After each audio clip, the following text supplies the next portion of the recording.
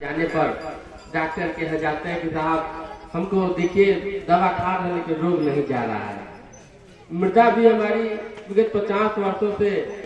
आप लगातार और लगभग 10 वर्षों से आपने गोबर की खाद पशु का पालन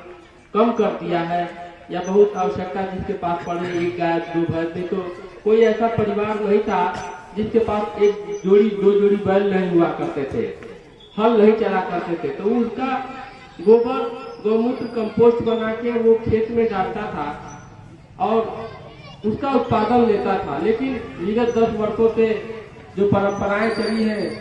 हम फैक्ट्री में जो निर्मित रासायनिक उर्वरक लिया के छिड़काव कर रहे हैं। पहले हमारी जो आवश्यकता थी कि हमको अधिक से अधिक अन्न उत्पादन करने की, लेकिन अब हम चाह रहे हैं कि अधिक अन्न उत्पादन तो हमारा हो ही रहा है, साथ में हम कुछ प्राकृतिक की ओर भी लौटे ताकि मृदा की दशा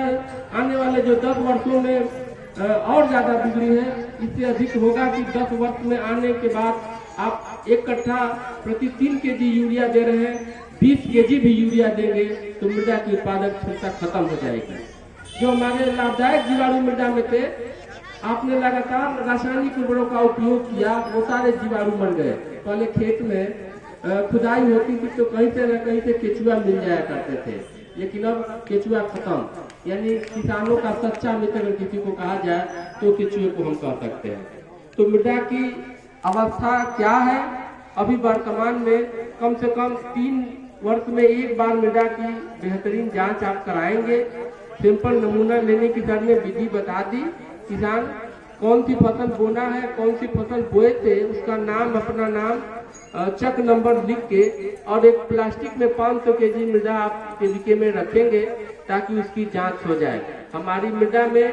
हो सकता है कि 2 किलो हम यूरिया दे तो हम भी उससे बेहतर उत्पादन करें, और हम आज 5 केजी यूरिया दे रहे हैं तो उससे हम उतना ही उत्पादन कर रहे हैं। तो हम आवश्यक उस मृदा में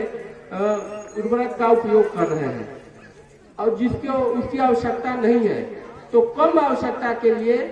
हम बेहतर उत्पादन लें, और इसके लिए हमको मृदा का